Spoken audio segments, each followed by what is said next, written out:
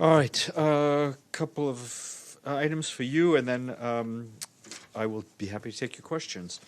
Starting off with Australia. As the people of Australia bravely battle the wildfires ravaging their country, the Secretary General extends his condolences to the families of the victims and wishes those injured a speedy recovery. With forecasts of a long and challenging fire season, the Secretary General commends the search and rescue operations being conducted by the Government of Australia and all those who are taking part in these efforts as they fight devastating fires, save lives, and do what they can to preserve the country's rich biodiversity. For its part, the World Meteorological Organization said today that the bushfires have killed more than 20 people, destroyed hundreds of homes, and created hazardous air quality, some of which has reached South America. Turning to Syria, Mark Cutts, the Deputy Humanitarian Coordinator for the Syria crisis, said today he is alarmed at the deteriorating humanitarian situation in Idlib, in the northwest of the country, where over 3 million civilians remain trapped in a war zone, the vast majority of them women and children. He said that at least 300,000 civilians have fled their homes in southern Idlib since mid-December, following a sharp escalation of hostilities. All of this is happening in a bitter winter temperature, which posed further risks to people who fled with little more than the clothes on their backs. Mr. Cutt said that every day we receive more disturbing reports of families caught up in the violence, seeking refuge and access to essential services in overcrowded camps and urban areas. Many are now sheltering in schools, mosques, and other public buildings. Critical shortages of food, shelter, health, and winterization assistance, as well as other basic services required for survival, are being reported across Idlib. The United Nations continues to call on all parties to the conflict to take the necessary measures to ensure that civilians are protected in accordance with international humanitarian law. The United Nations also reiterates the call of the Secretary General to end at the end of December for an immediate cessation of hostilities. And from Sudan, we are reporting along with our partners, we are continuing to help people affected by clashes between communities in and around El Geneina, the capital of West Darfur State. The situation appears to be stabilizing, with the hospital in the city open with the support of the UN and others. Clinics will be set up in 7 areas for internally displaced people. Some 40,000 people, most of whom are already living in IDP camps, have been uprooted by the fighting. UN agencies and partners are providing food, blankets, sleeping mats, and water, as well as protection services, among other services and supplies. Thousands of people have crossed the border into Chad, seeking refuge in villages near the border with Sudan. The UN Refugee Agency said it has identified at least 3,700 people, noting that the conditions are dire, with most refugees staying out in the open, with food and water urgently needed. And just turning to the DRC, we have mentioned over past months that the country is struggling to end a mass measles epidemic, and today the World Health Organization said the death toll from the epidemic has now surpassed 6,000 people, and said the outbreak is currently the worst in the world. Since the start of 2019, around 310,000 suspected measles cases have been reported, with the epidemic has been aggravated by low vaccination coverage among the most vulnerable communities, as well as malnutrition, weak public health systems, and insecurity has hampered the response in some areas. And the Undersecretary General for Peace Operations, Jean-Pierre Lacroix, is in Mexico City to participate in the inaugural ceremony of the Joint Training Center for Peace Operations of Mexico, which will take place tomorrow. President Lopez Obrador will also be in attendance. Today, Mr. Lacroix will give a keynote presentation and an event at the National Defense College in Mexico City. During his visit, he will hold meetings with senior government officials, including the Minister of Foreign Affairs, National Defense, and the Navy, and thank Mexico for its support to peacekeeping and discuss ongoing operations. And you saw yesterday we issued a statement on Venezuela, in which the Secretary General said he is following with concern the events surrounding the election of the President of the National Assembly, and calls on all actors to take immediate steps to lower tensions and work towards a peaceful and sustainable solution to the political crisis. And the World Health Organization Emergency Committee said today that the risk of spread of polio remains what it calls a public emergency of international concern. It found that cases of polio quadrupled in the past year with no significant success in reversing the trend. WHO says transmission of polio continues to be widespread in Pakistan, while in Afghanistan the challenges posed by security situation makes eradication efforts very difficult. A senior personnel announcement to share with you. The Secretary General is appointing Ms. Daniela Kroslak of Germany as deputy head of the UN mission to support the Hudaydah Agreement. Ms. Kroslak brings to the position a wealth of experience in the field as well as headquarters. Since 2018, she's been chief of staff to the UN Mission for Justice and Support in Haiti. And from 2014 to 2018, she was the principal officer for the Sudan Integrated Operational Team within the UN Department of Peace Operations. More details. And lastly, just want to flag to you that the Secretary General this afternoon will speak at a opening of an exhibit sponsored by the Italian mission to the UN titled Recovered Treasures, The Art of Saving Art. The exhibit presents works of art that have been stolen or subsequently recovered. In his remarks, he is expected to point out how much the world's cultural heritage has been lost in recent years, from Iraq and Syria to Yemen and Mali and Afghanistan, and to highlight the importance of international cooperation to protect cultural property and prevent illicit trafficking. Edie and then Michelle. Thank you, Steph. Two questions related to the phone call between Secretary of State Pompeo and the Secretary General. It's been reported that the Secretary of State relayed to the Secretary General the U.S. decision not to grant a visa to Foreign Minister Zarif to come to speak at the Security Council meeting on Thursday on upholding the UN Charter. Can you confirm that? And then I have a follow-up question. What I can tell you is that, yes, the Secretary General and Secretary of State Pompeo spoke yesterday. They discussed a number of issues. That was part of a series of phone calls that the Secretary General has been involved in with senior officials from all over the world for the past few days. On the particular case of the visa for Foreign Minister Zarif, on which there's been quite a lot of press coverage, on the particular case, we do take note of what Secretary of State Pompeo, I think, just said at a press briefing not long ago at the State Department, in which he said the U.S. would comply with its obligations under the host country agreement. As you know, for many months, the Secretary General and our legal counsel have repeatedly conveyed their concerns and the legal position of the UN to senior representatives of the host country. We will continue to engage closely on that regard.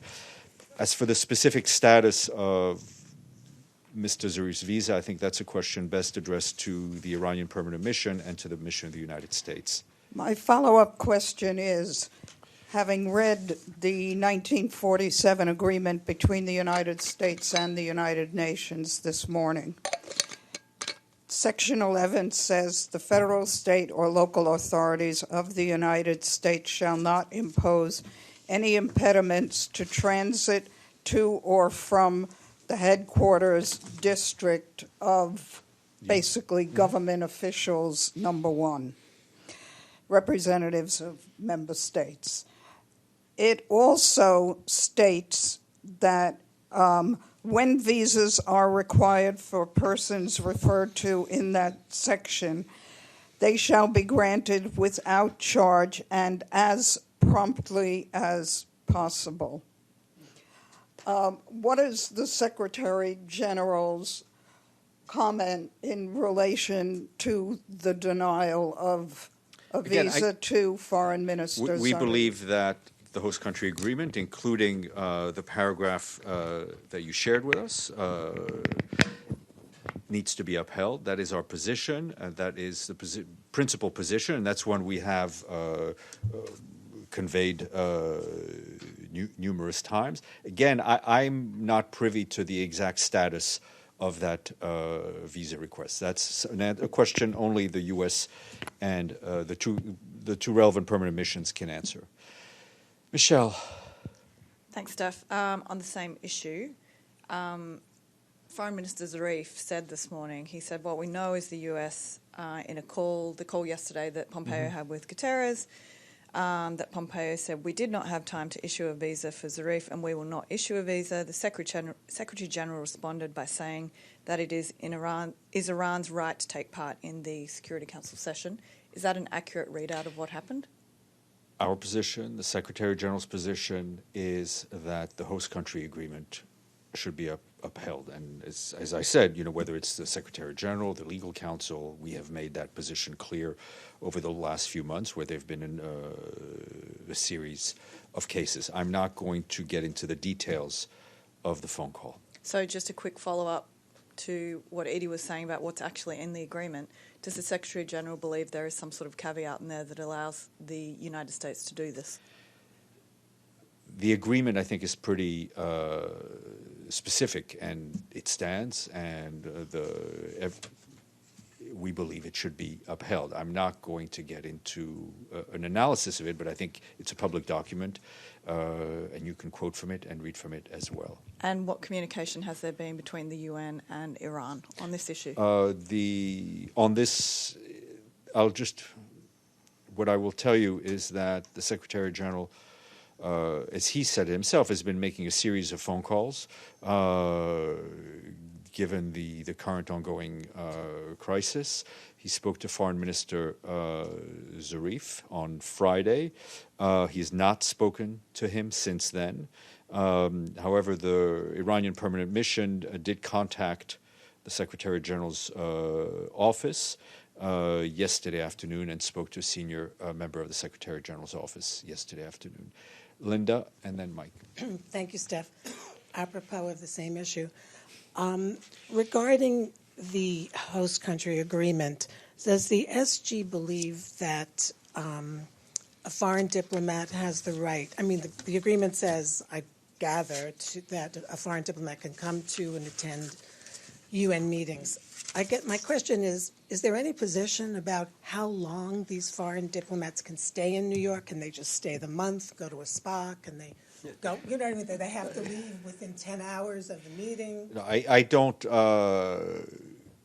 I think everyone would expect a good faith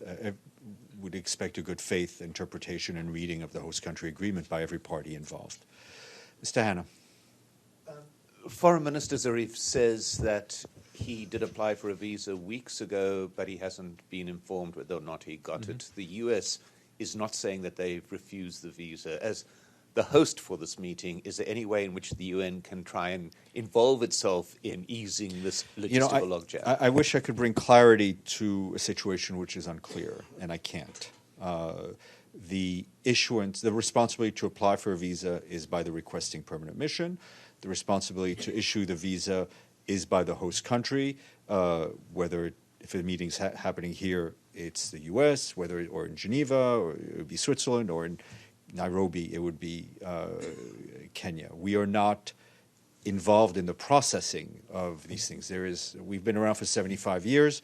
The member states all know the process and how to follow it. Over the past 75 years at different times and in the last few months, we have conveyed to host countries our position on the fact that the host country agreements should be respected.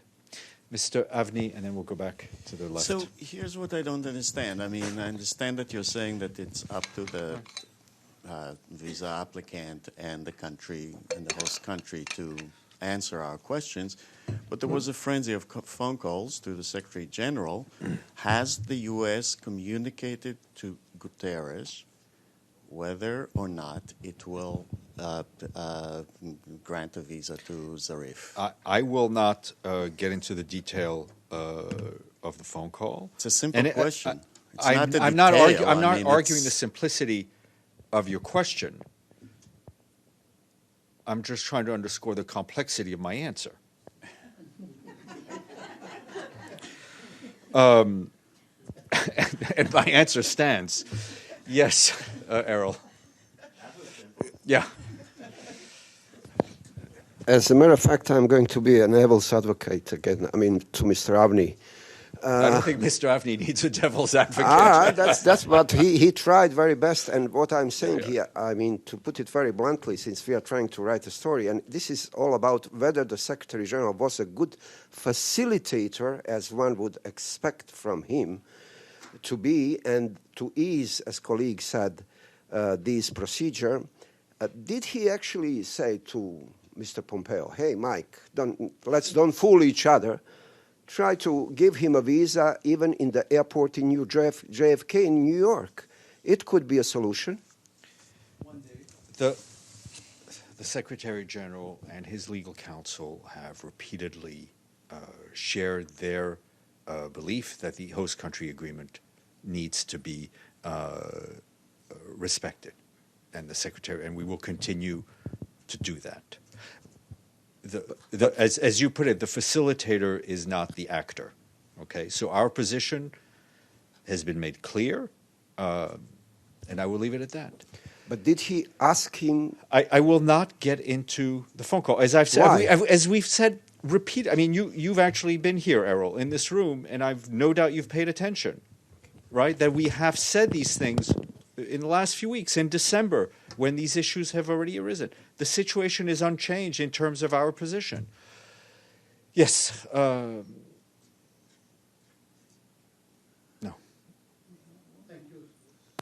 Thank you, Stéphane. Although the Secretary General made a general statement about global turmoil resulting from United States killing of General Soleimani, but he has not addressed specifically to President Trump's threat to destroy cultural sites in Iran. The UNESCO chief yesterday spoke out. I think the UNESCO chief spoke very well on this issue. I think the Secretary General's position on the current situation is clear. His principal belief on the need to protect art, I've just shared it with you. But as you know, we're not in the business of commenting on things that have not happened, and we've seen also other statements come out of Washington on that very issue. Of UNESCO chief, the Secretary General. Yes, and that is her role. Yes, Masood, and then we'll go. Yeah, thank you, Stéphane. I mean, upon the Secretary General's yesterday's, where he asked people to talk to each other instead of talking at each other. This is basically what he said. So what I'm saying is, has anybody hated Secretary General's call? Number one. Number two, Sorry, what's number one?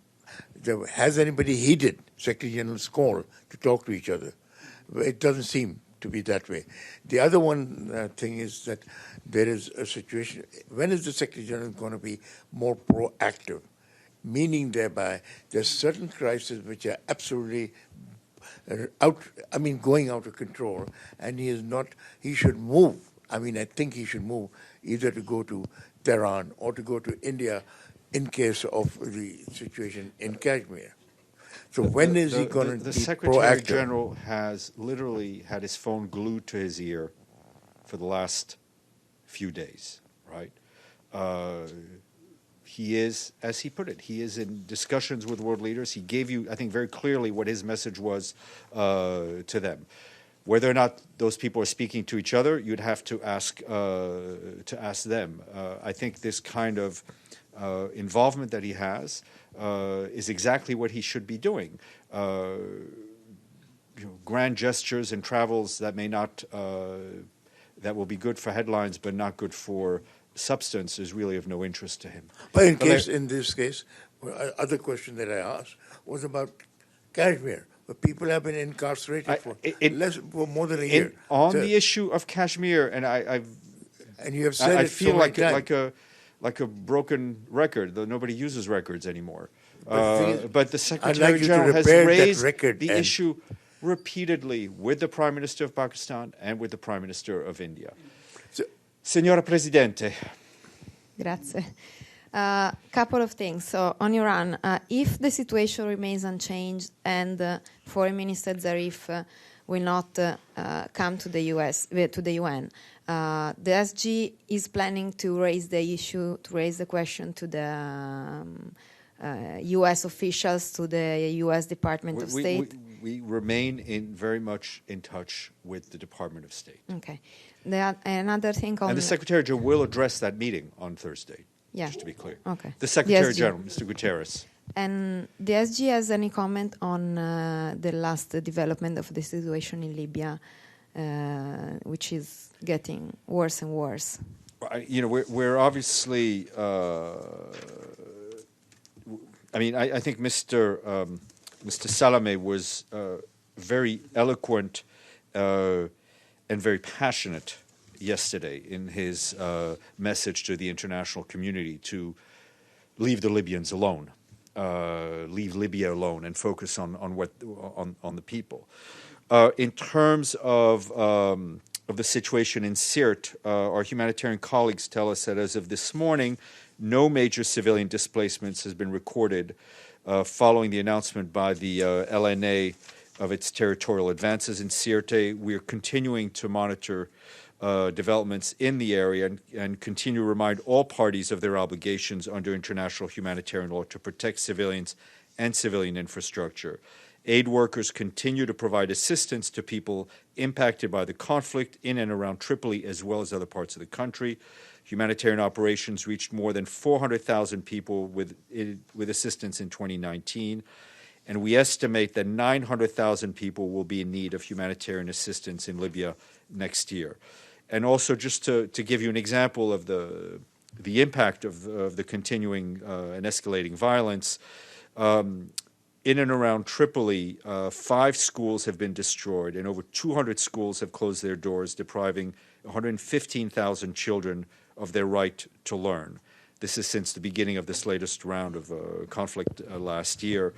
And UNICEF says that schools in Tripoli have become places of fear, adding that children out of school face high risk of violence and recruitment as child soldiers to join the fighting. Did you mean next year or this year, 2020? Aid worker...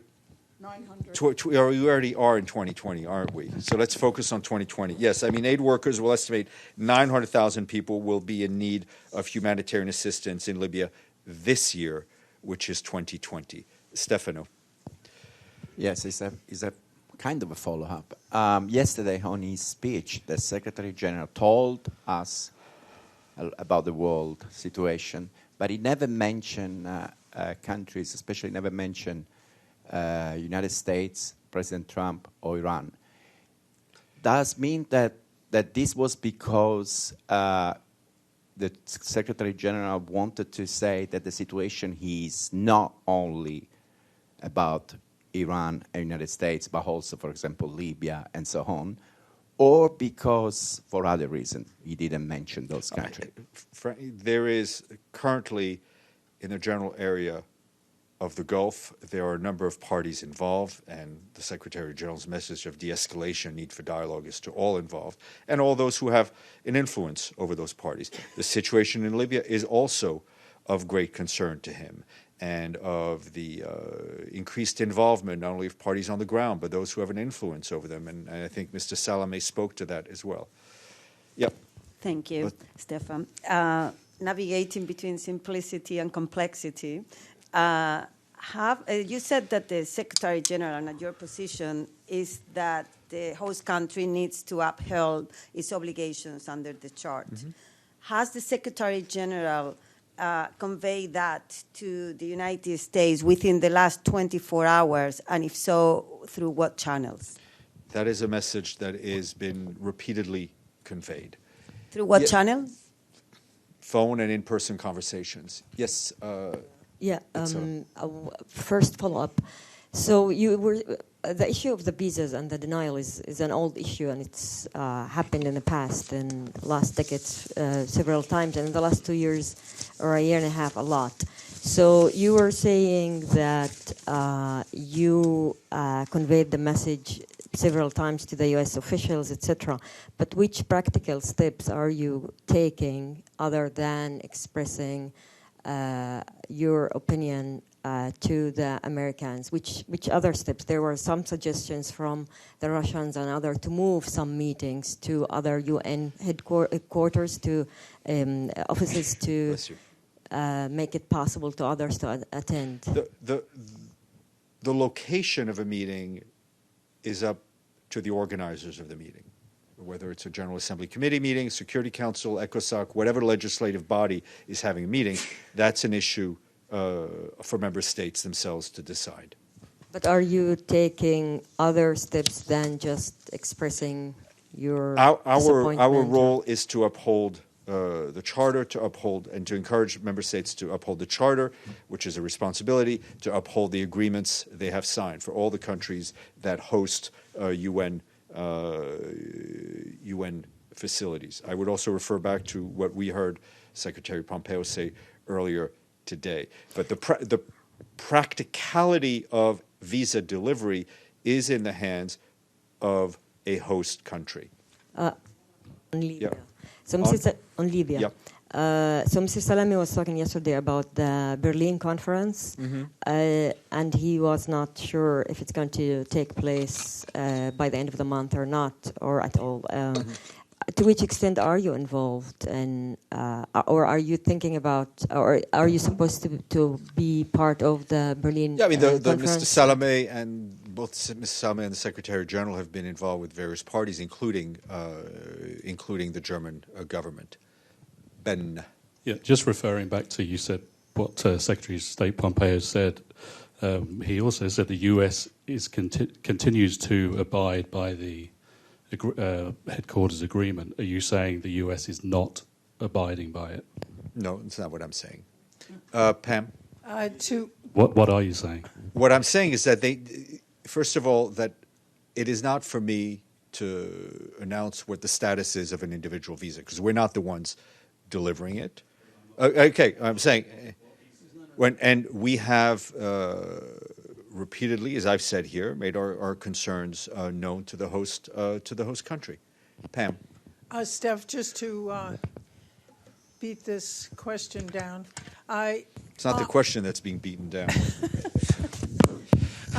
On this issue of the visa, do you see an increase in the last 2 years or 3 years of visa denials by the United States, since recently the Secretary General reacted to Russia's comments about their visa denials? Fatou Bensouda, the ICC prosecutor, little known, was also denied a few of the visas that she applied for. I don't have data. I would encourage you. I mean, there have been cases in the fall that we've raised. I would also encourage you to look at the report of the host country committee, which I think outlines these things. Right, Yep. and I'm sorry, just a secondary, on the letter that Ambassador Ravanchi wrote to the Secretary General talking about the actual killing of Soleimani, is that anything the Office of Legal Affairs would look into? We just received the letter officially yesterday. We're studying it, and it's also being circulated, I think, as requested. Yep. Thank you. What steps is the UN ready to take if a host country breaks the 1947 agreement? Is there any practical steps that you can take if the host country stops following the agreement? I'm not going to get into hypotheticals of people breaking an agreement. Michelle. On a different topic. Oh, thank you. On Australia and the bushfires there, does the Secretary General believe that these fires are a direct result of the climate crisis the world is facing? Look, I think what we are seeing is the world over a rise in extreme weather, in fires, in floods, which to us are linked to the ongoing climate crisis. So that's a yes? I would refer you to what I've just said. Yes, and Mr. sorry, just on another topic, North Korea. Yeah. Has the Secretary General had any communications with North Korean officials in the Not past that I'm week? aware of. Linda. And then Thank you, Benny. Steph. Again, same issue, visa. Going back to this issue of this, how long diplomats can stay in New York or in the United States once they've been granted a visa to attend a UN meeting, is there any rule of thumb in terms of if a diplomat comes here, they could stay for months? I or they can't have speak to that leave? off the top of my head. I will see if there's something in the actual agreement, but otherwise I cannot speak to it. Or also if their movement can be restricted. Benny, Avni. From the sublime to the utterly and continuously ridiculous, I would be remiss if I wouldn't ask about promises made before the end of last year that the escalators will be renewed. Yes, in fact, I raised that issue with some senior colleagues, and I'm doing my best to lessen your load on that front, and I very much hope that we can invite you within the next soon to an escalator reopening party. At the risk of making a very complex issue simple, sorry, at the risk of simplifying a very complex issue, isn't it the question of just flipping a switch? So much is just an issue of just flipping a switch. Yes, Edie. On that same escalator issue. It's an issue that's not moving. You had said. Thank you. I'm here all week, by the way. Yeah. You had said when I asked about the state of the UN's finances that you were going to ask the controller. Yes, and I'm in touch with him. There are a number of issues they're trying to work out. He has committed to coming down. They're going through some numbers and counting some beans before he comes down here. And will you please tell him when he comes that we would like a cost estimate on how much it is costing to keep the escalators closed between the second and the fourth Maybe we floor. can get him to ride the escalator down. We're going to make fundraising for that? Errol. Yeah. By the way, did you mention before, I haven't heard, complexity or complicity? What? Complexity. Complexity, yes. All right. Yeah. Anyhow, I just wanted to, since yesterday Secretary General addressed us in a very short kind of speech, he said, that is the highest geopolitical tensions of the century. So to put it down to the readers, what does it mean, and would he likes to share with whom he really talked of the world leaders, not to say just he's addressing the world leaders. So please, if you can explain a little bit. He just feels that tensions and risk of conflict and risk of war are very high. I mean, that's basically it. I mean, I think it's pretty. The words he used were pretty simple, and I think his ideas were pretty simple. He has spoken to officials in Iraq, in Iran, in the United States, in Germany. He has spoken to a number of permanent representatives here. He's spoken to a wide-ranging number of people.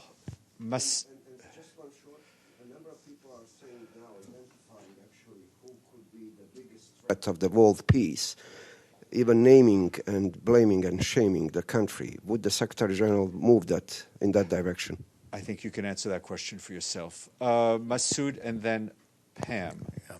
Thank you, Stéphane. Stéphane, on this, the assassination of Mr. Qasemi Soleimani at the hands of the United States, has the Secretary General had a direct conversation with the Ayatollah since that No, incident? he has not spoken to the Ayatollah. And he has not had any conversation with any other Iranian. Yes, as I said a few minutes ago, he spoke to Foreign Minister Zarif on Friday. But no conversation with Ayatollah. That's it. Okay, Pam? Before, when I asked you about the letter, I wasn't talking about yesterday's letter on Iraq. I was talking about January 3rd letter. Okay, let me take a look. Okay. I probably remember what year we're in, forgetting what day. Yeah, Stefano? Yes, about the exhibition the U.S. announced that data, and the Secretary General is participating. You say That's what I said. Does he think it's very timing, the topic, protecting art in conflict? Protecting art in conflict is always important. No, but I mean this week in particular. I mean, just look at what has happened in Syria and in Iraq, in Afghanistan. I mean, it's... Sorry, I was referring to President Trump. I know what you're referring to. I appreciate that, but I'm just answering the question. Yes, Linda, and then Yassine, and then we'll all go eat our separate ways. I don't want to eat with any of you. Go ahead. Thank you, Steph. Last question on the visa. Is there a... No, latest question on the visa, yeah. Latest question. Is there a mechanism that would allow a foreign official to participate in a Security Council meeting by way of teleconference or calling in? That's a question best asked of the presidency. Technically, UN officials participate all the time by VTC, so it's not technically everything's feasible. I mean, you could do it on an iPhone. Whether or not in any meeting of ECOSOC, Security Council, GA, somebody participates, a member state participates externally, that's a decision that would have to be taken by the meeting organizers. Yassine, and then we'll give you the last word. Yeah. Thank you, Stéphane. Libya. Turkey sent troops to Libya. What's the Secretary General think about that? I think we addressed that. I would refer you very clearly to what Mr. Salameh said yesterday. Is that it's not clear what he said. He said to leave for people to leave Libya alone and focus on helping the Libyan civilians. Thank you. Thank you.